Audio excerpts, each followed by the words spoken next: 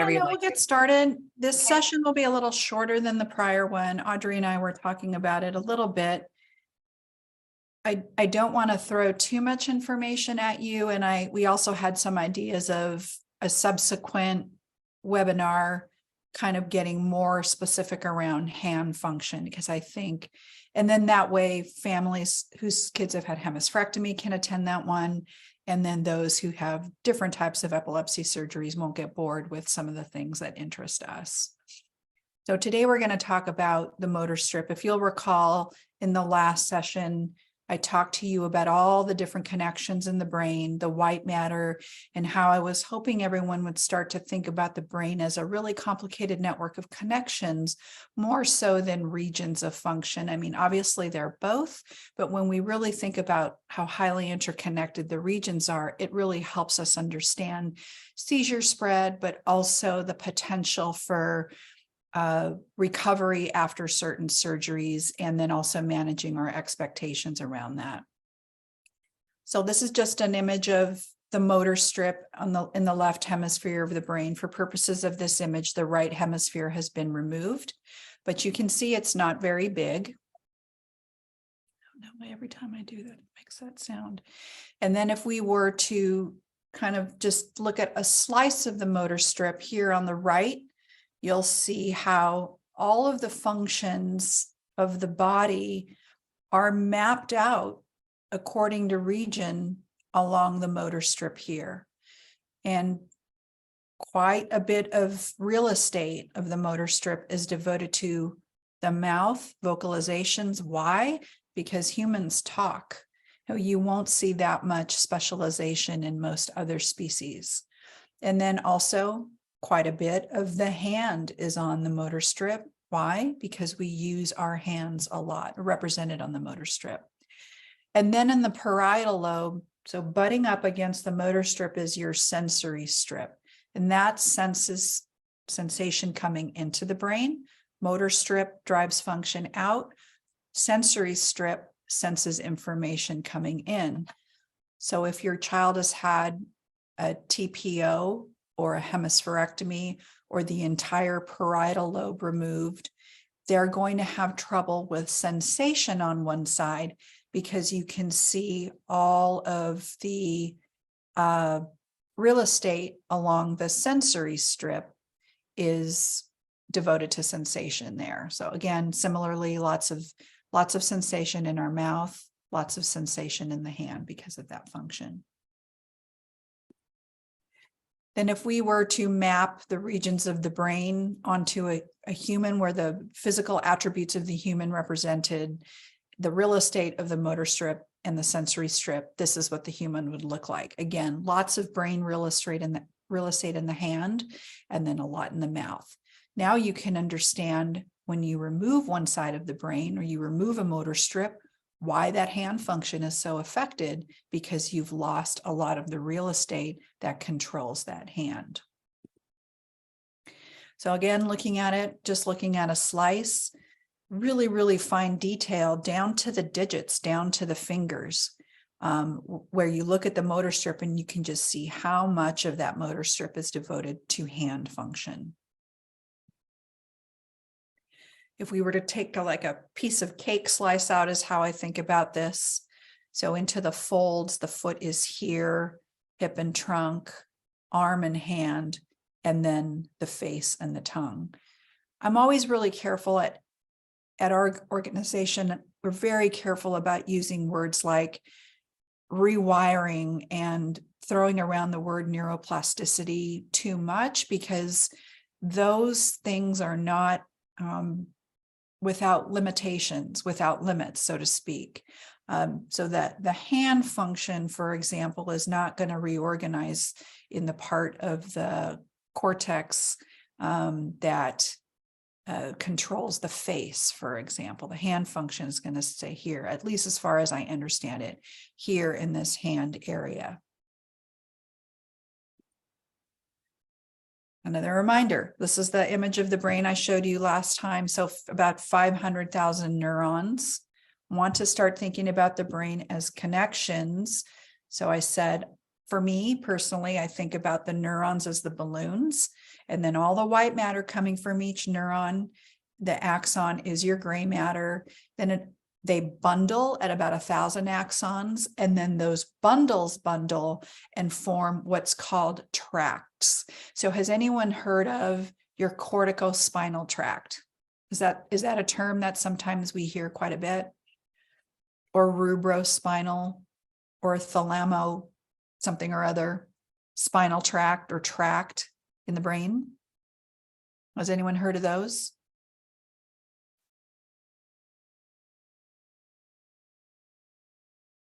Cortical spinal tract is very important because it goes from the cortex, cortical, to the spine, and that's what controls your movement. So let's start thinking about the white matter as wires. They're the wires that come from each neuron to control the body when we're starting to think of the cortical spinal tract. Now, those wires, remember I said they bundle at around 1,000 axons, they'll bundle. So here are the bundles of the wires. And then those bundles bundle into a tract. So each one of these sort of little, what are they called? What conduits, right? Electricians use these. These are the tracts from the brain to the body. So when a surgeon disconnects part of the brain, they're cutting these bundles or the tracks, or sometimes just the specific little wires, depending on what type of connection from one part of the brain. So again, really helps to think about these as wires, connections. And when you cut those wires, do they grow back? Do they reconnect on their own? We covered this in the last session.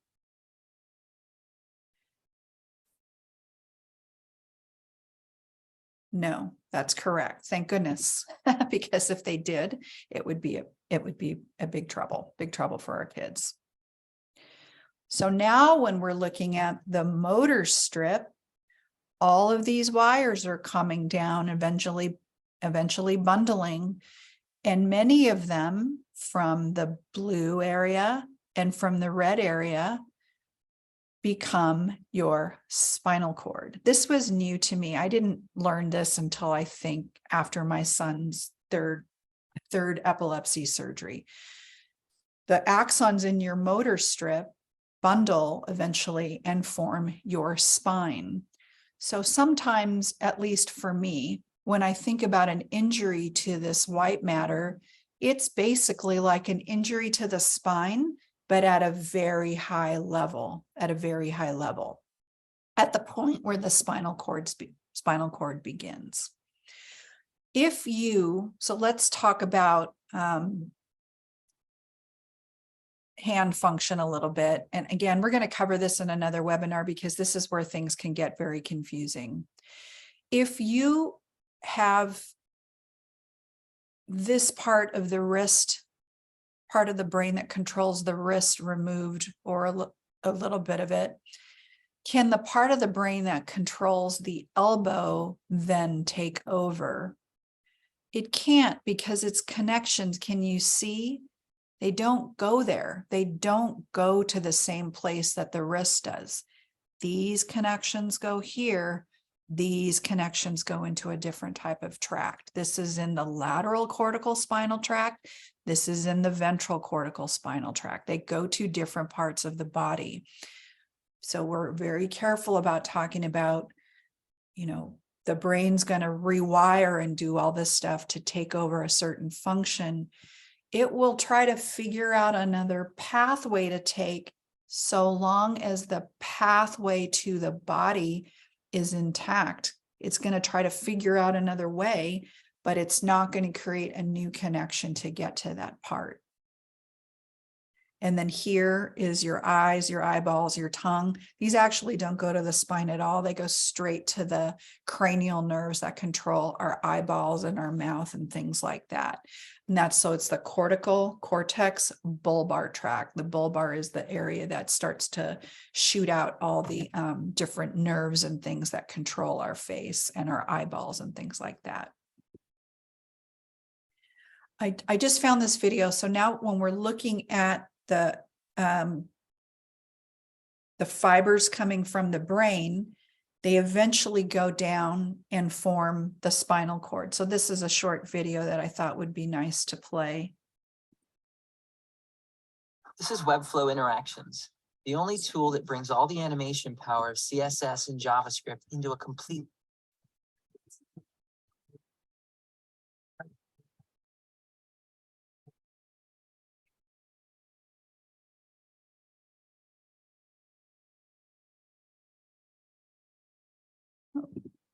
Okay, we're going to talk about the cortical spinal tract and answer the Let's just play 1, 2. the video part. Sorry about that. I had it queued. And you can watch this video afterwards. Okay.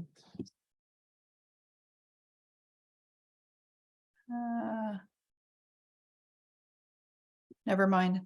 It's the wrong video. Sorry about that. I will find it and play. Send it over to you in a link. But then eventually, again, here's your motor strip here. And it all comes down, the bunch of balloons, the white matter through the corona radiata. That's just a fancy way of saying all those white matter, all the white matter is coming down, down, down through the middle part of the brain. And then down here, it starts to form your spinal cord. That's pretty cool. So when a surgeon is performing a big surgeon like a hemispherectomy, if you pull your child's surgical report, typically there's mention of, if it's a hemispherotomy, for example, they'll make a hole in the hemisphere and then they start to cut the corona radiata to make sure that these projection fibers that form the spinal cord are cut. So if you have a misconnection sometimes, typically it's not in this area, but imagine during surgery, if the surgeon is unable to cut all across here and leaves a little bit of connection, because remember, these are all bundles of nerve fibers, then you can have a return of seizures. All right. This is the important piece, I think, is everyone here a hemispherectomy parent, or is anyone another type of surgery? I know there are at least 2 hemispherectomy parents. You see? Yes, yes, yes. Hemigrandma. Okay. Lots of hemispherectomy. Does anyone have questions so far? Because this is confusing. But I hope that my analogy to circuits and wires and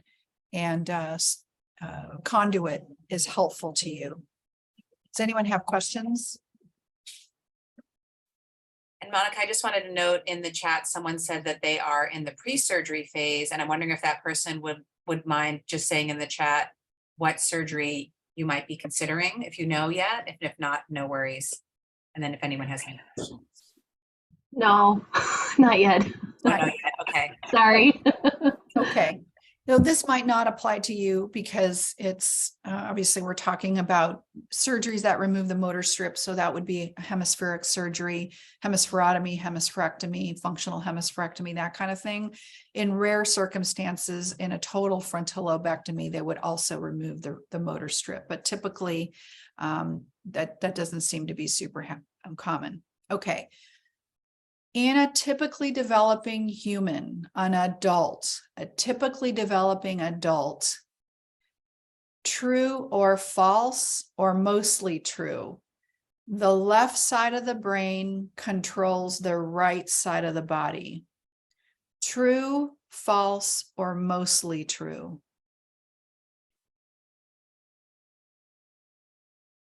There's a hint in this image. True. The answer is mostly true. And this is why I think there's a lot of confusion around outcomes after surgery. When people are going through the pre-surgical evaluation, is you hear, and you'll see it out there, it's in literature, it's a website about the brain, you're going to see left side of the brain controls the right side of the body. The left side of the brain mostly controls the right side of the body. So in a typical adult, and you can see here, the left side of the brain, that cortical spinal tract, 90% of it goes to the opposite side of the body, and about 10% of it goes to the same side of the body. This is why after a hemispheric surgery, almost all children walk postoperatively, and almost all children have some type of function in the opposite upper extremity. Most of them can move it up because there are still connections going from the same side of the brain down to the same side of the body. So let's assume we took out this right hemisphere. This person is looking at us. The opposite side would be connected. So this is gone. This whole side of the brain is gone, but that left side is still doing what it does. It's controlling the right side of the body, but the left side can still control the left side of the body. That's why we see kids in our community who can walk generally. Why is it difficult for them to walk? Let's get down to the nitty-gritty of the two remaining tracks from the same side of the brain. And this is not an image that I made up. This is actually in the Encyclopedia Britannica. When you start to look at the literature on cortical spinal tracts, it will show you how it's divided up left to right. So 2%, this connection that doesn't cross, the yellow, this very small connection goes to the limbs, including the hand and the foot. And this should not surprise us because we see in our community, it's very difficult to get back what's called fractionated movement. This is fractionated movement. Some children have the ability to open and close. Some can do kind of that grasp. I'll save this for another presentation, but there's a young woman in Australia that has almost complete function. But the reason that there's a difference from child to child is because when children are infants and in utero, this connection is about 50-50. And then in very early childhood and infancy, the connections start to prune themselves until you're lateralized 90-10, 92 and 8. See, 90% this way, 2 and 8. What we don't fully understand is if the injury occurs, like let's say your child had a stroke, when during the process of pruning, did the child have this stroke and how are they lateralized at that moment? Because the greater the damage during that stroke, if it was early enough, it's possible this connection is stronger. And this is not something, this connection, the weaker connection, instead of being 2%, maybe it's 10% or 15% because the child was really young. This is what we don't fully understand in our community. I really wish that clinicians, that the surgeons would do their special type of imaging where they can assess the integrity of the cortical spinal tracts before surgery. What we do see anecdotally, and I've talked to some surgeons about this, is if preoperatively, the child is older and they have complete independent function of both hands, then they're going to take a bigger hit after surgery because they're lateralized more like a typically developing adult. But if the child is trying to open and close their weak affected hand before surgery and that good hand is opening up, it's mirroring unintentionally, then we know that this single hemisphere is already trying really hard to, with that one motor strip, with that one section that goes to the hand. Remember, I just showed you a few slides back, the hand is only in one area, it's trying to control more of that hand preoperatively, and that's why you see mirror movements.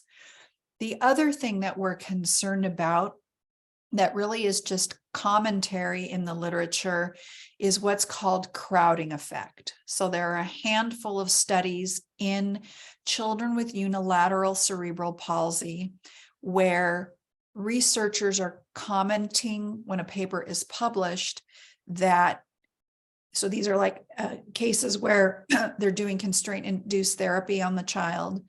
And the researchers saying, hold on a second, is anyone assessing whether the good hand is losing function because this single motor strip is now trying to control both sides of the body? Are you now losing function by trying in the good hand by trying too hard to recover function in the affected hand?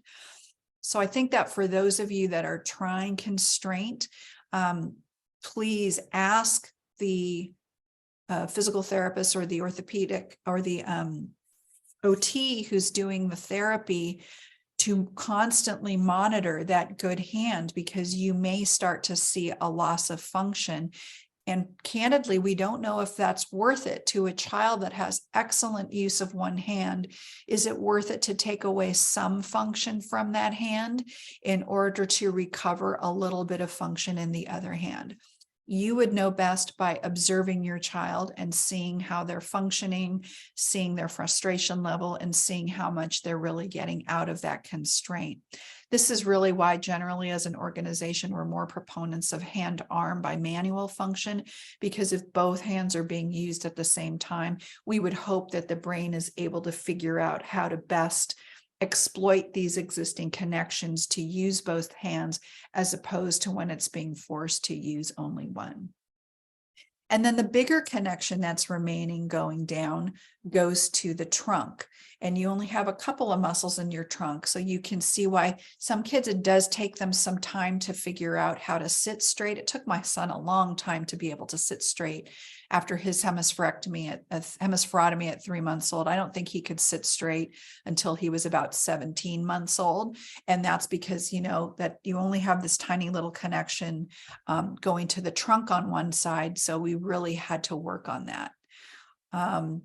Similarly, now that you know that both hemispheres are connected across, you can kind of see the connection back there, but also down, you can also see why these hemispheric surgeries do affect the quote unquote good side of the body as well, because they've lost these minor connections.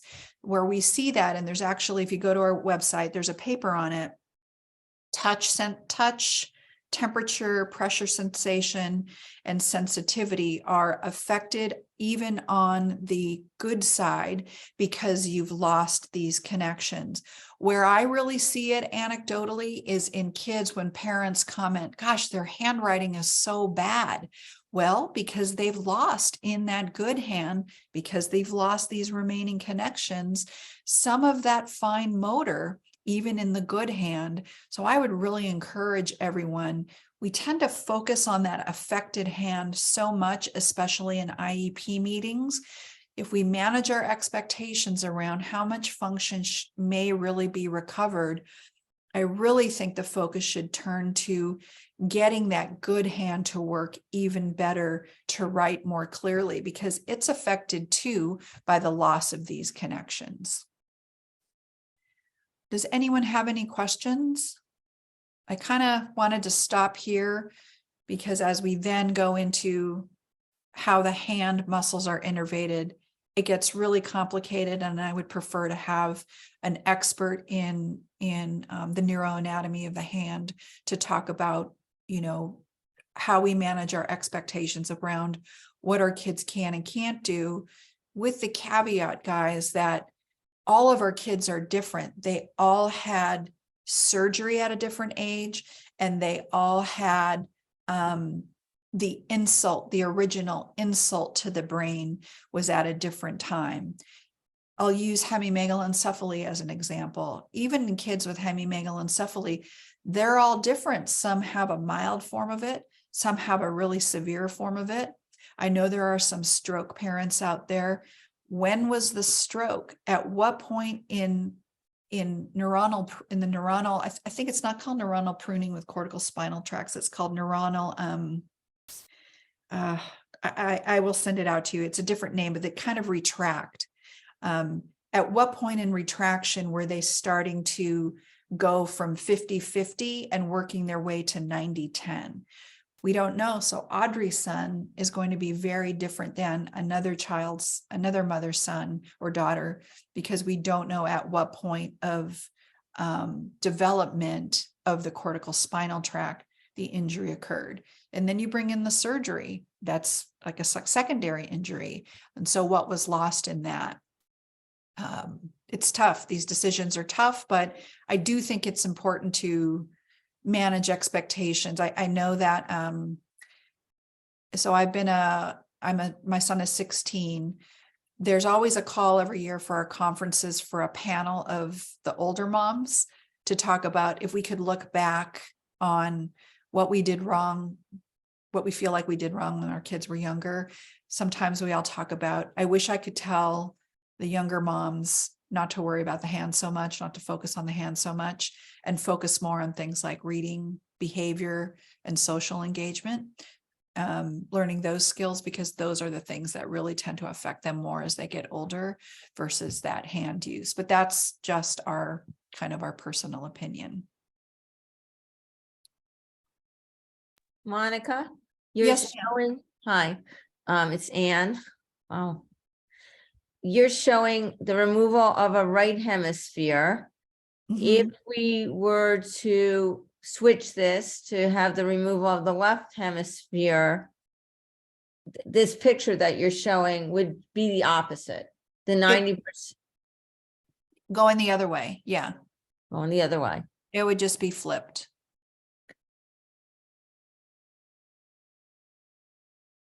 So just remember, most of the connections go across in a typically developing adult, and then you split down to about 10% going down to the same side.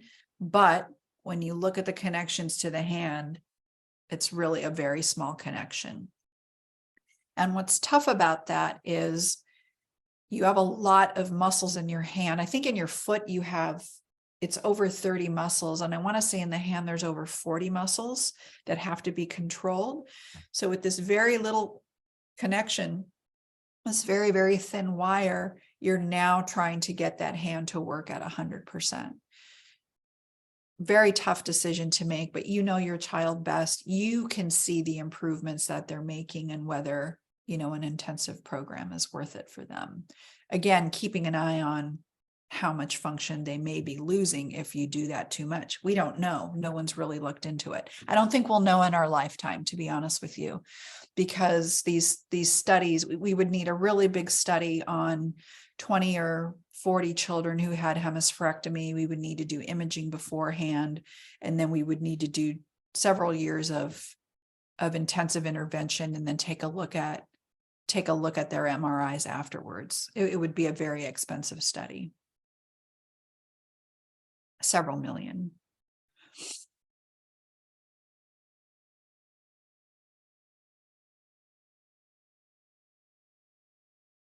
Any questions? I'm going to stop here. So now we've talked about all the connections, and now we've talked about the motor strip connection. So we'll shoot for a brain 101, or maybe just a specific. I don't know. You guys tell me. Would you rather have something focusing just on hand function, or would you rather have a session on what the research says about what works and what doesn't in kids with hemiparesis and in kids who've had hemispherectomy?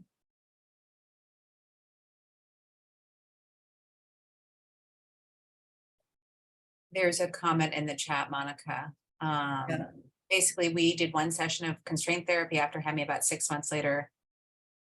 Not so much hand function back, but my son began to say words when he was previously nonverbal, so we noticed he was trying to speak. Interestingly, when my son did constraint therapy, his gait improved, his walking, because he couldn't use his good hand to stabilize himself when he was stepping through a doorway, and that his preschool had a front door and a back door, and he liked to run laps around the school. And so he had to learn how to stabilize himself to cross the threshold without holding on. So his gait improved, but his hand function did not improve either. Yeah. Yeah, Pam, I don't know if that's just coincidence that he was starting to develop language, and at the same time that you were doing constraint, you saw improvement. Oh, it wasn't related, it just happened in the same time. Or there is some literature to show that during constraint, there are other skills that are improved because of the kind of the intensity of the focus of the child. So I don't know, it's hard to say whether it was the cause. I do know that, and this would be really good to talk about when we talk about interventions, is that if the children like what they're doing, they're gonna do better and gain more, versus if the children don't like what they're doing. So you don't want to be doing therapy when they're screaming and crying, as if they're not enjoying it, they're not going to do as well and have as good a recovery as when they're actually enjoying what they're doing. It has to be like, you could teach me how to golf, you could put me a 10,000 hour lesson. I'm never going to be a great golfer because I just don't enjoy it. I just don't enjoy it like other people do. So kind of transfer that into your kids too, when you're thinking about these therapies. I have a question about networks. This kind of goes back to the first part of the presentation, but again, we often think of different regions of the brain controlling certain functions, and it's known that if the frontal lobe is disconnected or removed, there will be an executive function deficit. But I was reading something recently, and of course now I can't remember what it was, but it was talking about how there's an executive function network in the brain. Oh, you're still screen sharing, Monica. Oh, there you go. It's okay. There's an executive functioning network in the brain. So you wouldn't need to necessarily remove the frontal lobe or disconnect the frontal lobe, that any of the lobes in that network, which really includes all the lobes when you look at it. And it's the same thing with like Wernicke's and Broca's, they're now saying rather than separate distinct areas for speech and language, it's more part of a network. Yeah. With vision, it's the same thing, which we know about the dorsal and ventral streams. So I don't know if you can talk a little more about the idea of how when any portion of the network is disrupted. I think you touched on this a little bit before, but I'm just curious if there's anything that you would add there. I can pull some things together. I mean, I know that in terms of the epileptogenic network, there's a lot of troubling literature coming out talking about, it may not be enough to remove the lesion because it's actually a problem with the network itself. Mm-hmm. Talking about functions, yes, there are absolutely different functions. I'd have to, I don't know the literature like off the top of my head like I would with something like this, but there was recently a paper published just around the outcomes after many surgeries that we're working on summarizing, and I think that would be something that we would address there. But yeah, I do think that especially with the parietal lobe, I don't know what it is about the parietal lobe that I've heard people say like, oh, it really doesn't do much. It does a lot, but it's the lobe that people seem less concerned about. But then at the same time, you have kids that are missing an entire hemisphere that have terrific executive function. Why? It's what we don't know. Mm-hmm. Why is it that my son cannot sit still for 2 seconds, but we have adults who've had hemispherectomy who can? It's not a problem at all for them. It's just quite fascinating to me. Yeah, we can stop recording at this point and